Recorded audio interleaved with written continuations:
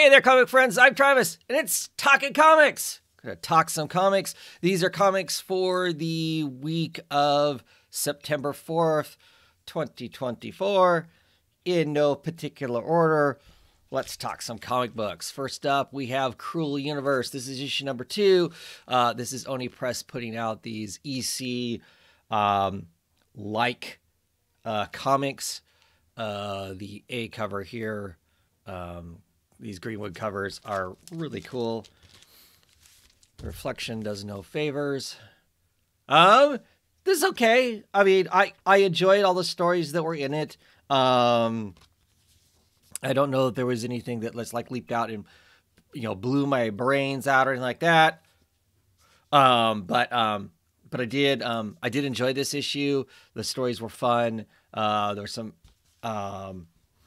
excellent art in this. This Brilliant and Deceived. The story itself, I don't know. It kind of felt like you could see it coming if you've read anything remotely along these kinds of stories. It was all of 2 pages. But who did the art on that one? Artist is Leomax. Wow. I just really, the art on that 2 pages, I don't know. I thought it was pretty brilliant. Pretty feels a lot like some, I don't know, old school Vertigo or whatever. But all the stories in here are pretty good. There's there's one in here, Stephanie Phillips of Riley Ramos doing the art on it. Good old Riley Ramos. Dig the art. Stephanie's story was lots of fun too. I don't know. Actually, I enjoyed all the stories in this. I don't know that any of them had any heavy surprises, and maybe that's because I'm just really steeped in this kind of Twilight Zone story. I don't know. That's a terrible description, isn't it? Twilight Zone story. Does everybody know the Twilight Zone? Do the youngins know what Twilight Zone is? I have no idea. I mean, my youngins do, but that's because they live with me. Next up, we have Anvil Pound. This is the final issue. This is issue number 5. The kind of Animal Farm-esque sort of a comic. It ended somewhat how I thought it would. Not that that's a critique of any sort, but I did not enjoy this book. Though I did not enjoy this book because I do not enjoy some of the people that were pretty clearly represented in this issue. As a matter of fact, this issue has a disclaimer at the beginning of it, letting people know this book was written and drawn well before July 13th, 2024, when there was an attempted assassination on Trump. Because there is a character in here who is clearly that's who that is in some sense or another. So yeah, I mean, great art. I don't know if it was a great story. I don't know. Maybe it told something to be told. I wish I would have skipped it. Now, everybody else may get more mileage out of it than me. I spend enough time with politics, I feel like. Not that I don't want to read political things.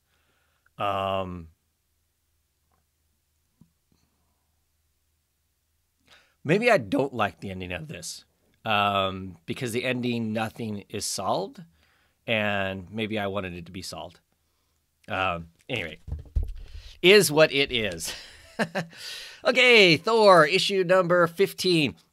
Like I said, I'm back to really digging this book. Thor has seemingly grappled with his current conflict in a sense, and probably has created a worse one. I feel like he was goaded into making a decision to get rid of Loki, by Loki, and probably was the bad choice. The cold winds of winter are blowing his back as kind of a omen, right? So yeah, I'm just, like I said, it's interesting. I'm curious to see what happens next. Get Enchantress showing up, kind of, playing some games. We finally find out what she's after. I don't know. It feels like a weird way to go about doing what she's after. She wants Thor to help him with something, and has created this monster as kind of, this monster situation is kind of a blackmail of that of sorts. I don't know. But by the end of it, it feels like maybe it's going to get out of everybody's control. The Enchantress isn't going to have control over it either anymore. So, interesting. Not excited like I was over the Hulk, the Immortal Hulk, but we're back on point with what I feel like we should be addressing. Get away from the crossover stuff and give us some story. Helen of Wyndhorn. Really like this issue, quite a bit. Get a lot more about our young character here and her desires and almost getting those to happen. I really enjoyed that. Of course, the art, the art by Bells Quick Everly and Mateos Lopez is super, super strong as always. The stuff around the outside of the story that's being narrated, I'm still not 100% sure on that device. What is the purpose of that device from a literary standpoint, storytelling standpoint? Where we're in kind of the current world. We're in this issue, somebody's at a con and buys these tapes of the real story of what happened here. What's the, I'm just curious as to why do we have that part of it? Is that the necessary to maintain our narrator through it? I just don't feel like it is. But maybe I'm wrong. But yes, still really enjoying it. It has less to do with fantasy, really, and more to do with family dynamics and some broken family members and trying to fix all that. One thing I will point out about my issue anyway, and I'm assuming everybody else is the same way, right? You opened up this wonderful illustrated splash page here from the book, from the original book, but my inside cover, do you see that?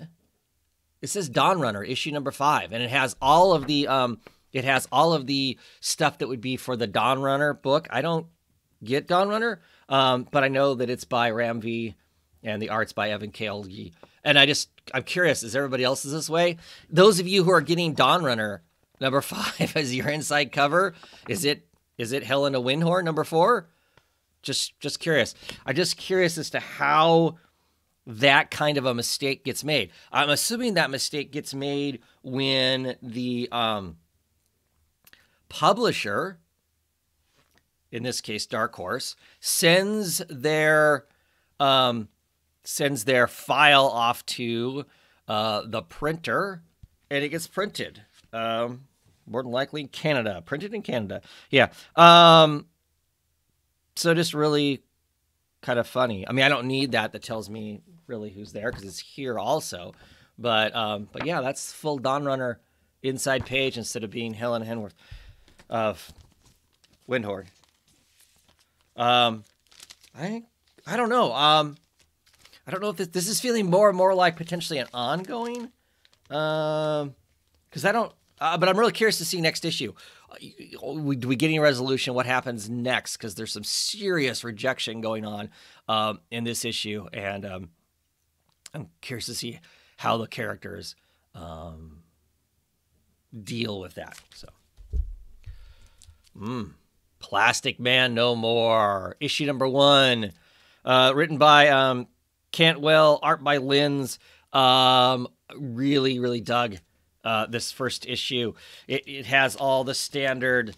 Well, so most cases, Plastic Man comes across as kind of a goofy superhero, right?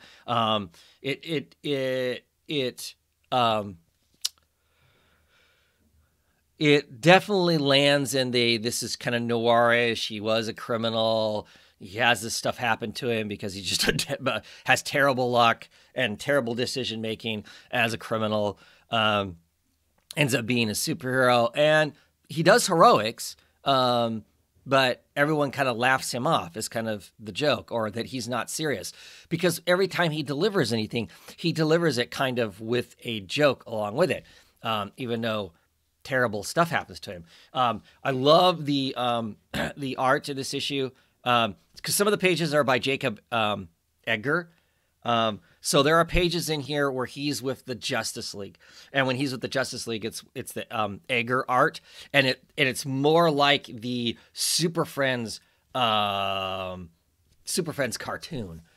See, it's got this kind of much more of a cartooned style instead of what we're used to now in comic books, and so when he's dealing with the Justice League and dealing with their stuff going on, it's this whole, he is Plastic Man, and then there's, it's the standard, like I said, cartoon sort of a stuff, and this plays super well with the story. It shows, him trying to be the hero. He actually is the hero. He dives in front of this nasty beam that probably could have annihilated a bunch of orphans, and he's the one that saved them, and he's in a lot of pain, and he's telling him he's really hurt, and maybe he sees a doctor, and they're just all kind of laugh and kind of blow him off, because it's like Superman down here is like saying, "Oh, well done, everyone," and Plaz up here is saying, "No kidding, well done. I prefer myself more of a medium rare," and everybody laughs, ha ha ha, and wow, I wish I'd worn a higher SFP, and then they're all laughing still. And Plastic Man, you're too much. Wonder Woman says, yeah, I know what you mean, but it really does hurt. And everybody just kind of leaves him damaged and whatnot. And that starts the whole him falling apart. And we get this interesting body horror part as part of him goes down the drain. He ends up having to wrap his arm in a bag, goes and talks to the doctor. Doctor can't do anything, and goes to a petrochemist that tells him that he's basically, his molecular structure is falling apart.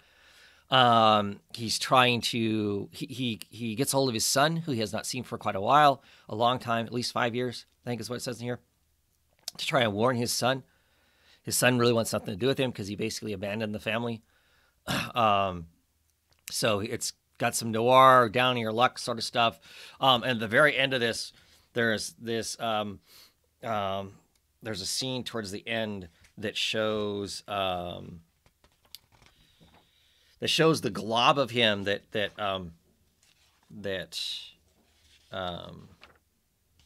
went down the drain. It's like a couple fingers, and it kind of forms itself and drags itself off into an alley and pulls papers over itself. So who knows exactly what's happening? But I really dug it. I dug the first issue. It had the right Plastic Man stuff to it. Also had some seriousness to it, so it's not just kind of a spoof comic. Not that I don't mind if it's going to be pure comedy, but it has to really land both to make it work like this, and I think it did. So I look forward to the next issues of it to see exactly what happens, because now he's going to... It's been implied that he needs to make a nuclear bomb of some sort to explode on him to re-knit his biochemistry back together. So clearly that's not going to go well. Issue 13 of Birds of Prey. This arc is finally over. I'm fairly well happy for that. This arc I felt was too long, or maybe it's losing the charm for me. I really love the characters. I like the way they're written. This particular, felt very, oh no, but not in kind of a genuine sort of a way. Because how they ended it seemed awfully easy. for as many issues as it took and struggle to get through it, then at the end it seemed easy. So I'm gonna keep getting it. We'll see if the next arc lands the same way with me. Then I will contemplate not getting it. But I love these characters, love the idea of it, and this was fine. It wasn't terrible. It just didn't captivate me the way I wanted it to. So I should be talking about who's making all these books, right? I'm just so terrible at pronouncing people's names. So here we are with Poison Ivy's issue number 25, a 25th issue, all you can eat special. It is oversized. It is $6. But I enjoyed it. So it's got multiple stories in it, kind of some of the aftermath as Ivy is getting ready to turn over her new leaf and start her new life, whatever that's going to be. So we get a little bit of a Batman story in here. We get some more people dealing with the mushrooms in here. The mushroom story was particularly good.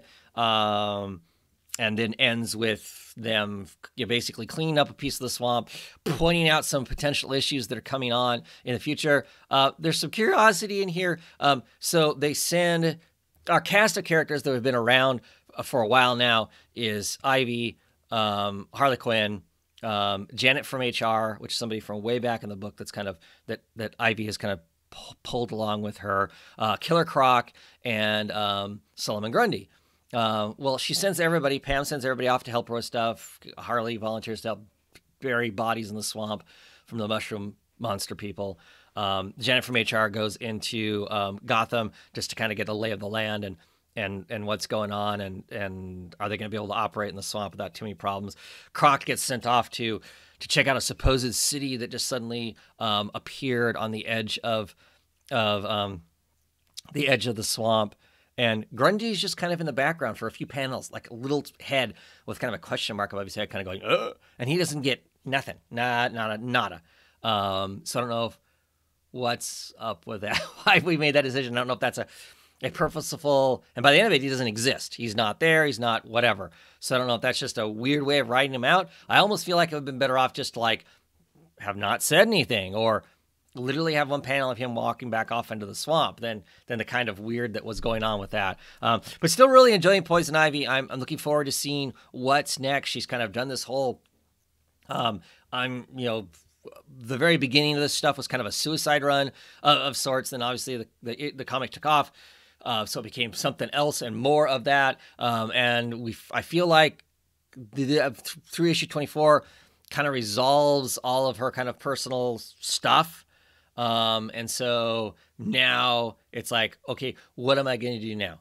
I survived, I died, I've rebirthed. What am I going to do now? And so I'm looking forward to seeing what it is that her plan is. How is she going to operate in Gotham, outside of Gotham? Is she going to be the eco-terrorist? How close is she going to walk that line, villain, hero, kind of a thing? I think by and large, a lot of people now really enjoy Ivy more as a has some good intentions, but maybe goes about them in a bad way. So she's not the villain. You clearly can't consider her necessarily a good guy either, unless you have her staunch kind of belief in that, plants should take over the world. But she's not really at that point anymore. It's just that there's too much concrete and too much pollution and too much all the other ecological stuff going on that we need to get straight. Next up, we have Public Domain, issue number 8. I still absolutely love this book. You're getting kind of these two stories going on. One that's going on with the people who've won the rights to domain. You're kind of, I don't know, old school Kirby or one of those other creators who got ripped off way back in the day has finally gotten the rights back to the equivalent of, I don't know, Captain America or something like that. And they get to do what they want to do with it, but the company still gets to do what they want to do with it also. So we're going to have these dueling narratives. We have these two old-timers, comic book old-timers, trying to produce a comic book first and get out there what their thing is. One version is this kind of modern take on it, and the aches and pains around. Wait, you're changing the character this much, kind of a thing. And the other one is the company owned one, and they've hired on some, some heavy hitter goth dude with a fake rain window that's going to have his version of domain basically fight God and beat God and all this crazy stuff. And so it's just fun reading these two dueling, seeing the cooks cook stories in here, and it's just really entertaining. These are just really interesting characters, and it's fun. It's got the right amount of humor around it, and just really, I'm just digging. I'm just fun to watch and see where all these people go with their story and what's going on. I think there's some potentially heavy stuff coming up in it, which may change the tone of the book quite a bit. Because it is written to be based in reality, to be based in the here and now. And clearly, life is not 100% clean and pleasant, and there's no aches and pains along the way with living life, right? And so I think some of those are coming. We'll see. Another Oni Press book. This is The Autumn Kingdom by Cullen Bunn. Art by Christopher Mitten. It's a fantasy book. And I kind of bought it without really reading the solicitations. I'm not anti-fantasy, but I take fantasy in very small doses, largely because I've done it all. Does that sound weird? So used to role play a ton as a kid. I role played with some really creative people. We adventured everything under the sun, and so fantasy sometimes feels tired to me. So I take it in low doses, and we go from there. So that being said, I did enjoy this first issue. It was an interesting first issue. I don't know that it knocked my socks off. It didn't have anything that made me go, oh my gosh, I gotta come right back to this, because it had a lot of the stuff in it that I've seen lots of times. But I did enjoy it. Premise of this is we've got a father who is writing fantasy stuff. He's taking a break, going on a sabbatical with his family out into the woods to stay at, I don't know, the equivalent of an Airbnb or something like that, to kind of relax and maybe get the next chapters of his book written. One of the daughters is big into all kinds of mythological lore. The other daughter, I don't know, enjoys the whole thing, but isn't got basically a compendium of everything in it.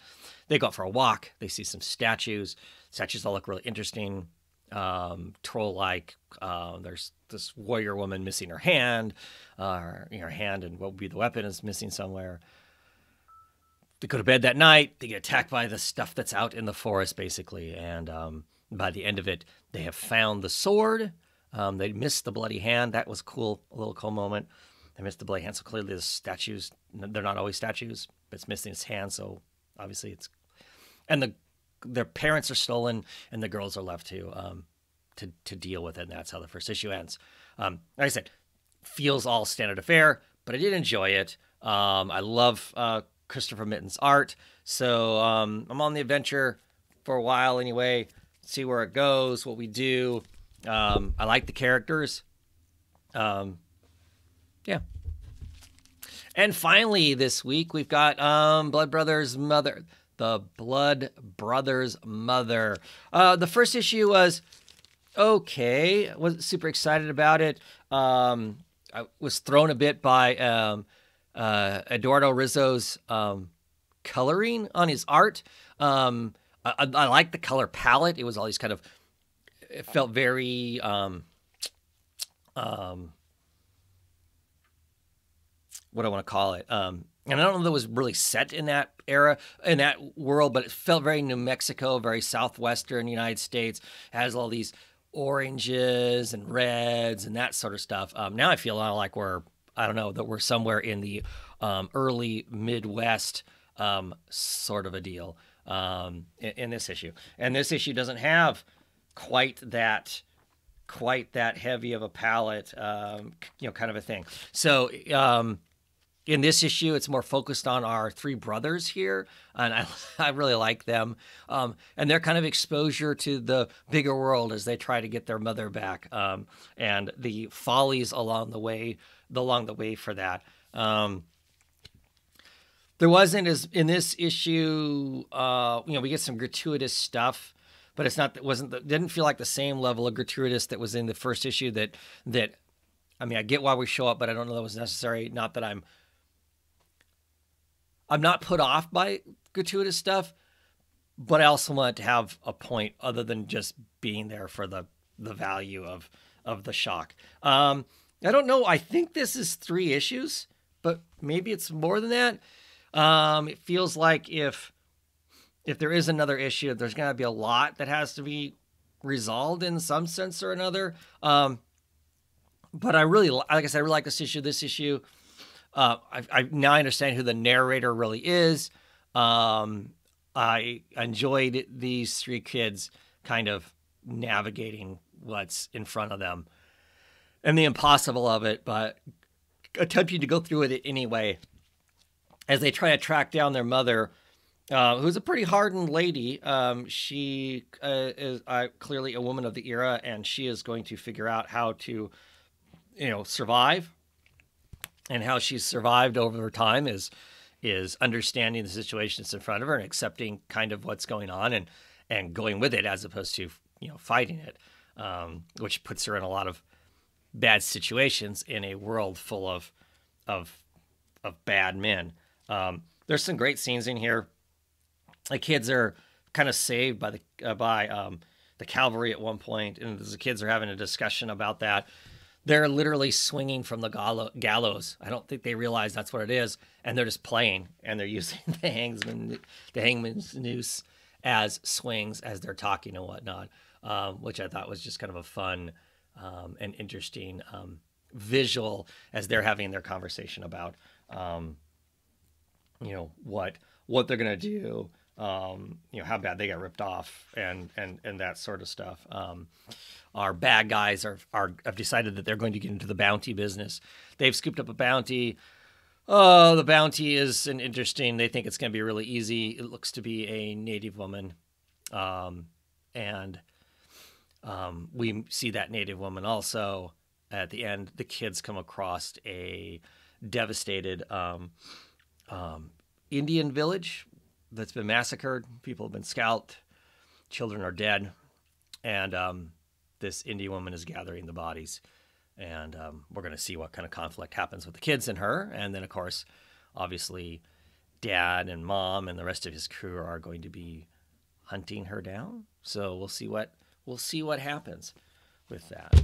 Anyway, that's it this week. Thanks for watching. If you watched, I don't know. I'm feeling like I don't have my thoughts together today, but hopefully something was entertaining or made sense, or you totally disagree. If that's the case, comment if you would. I'd appreciate it. Anyway, have a great one, everybody, and catch you next week.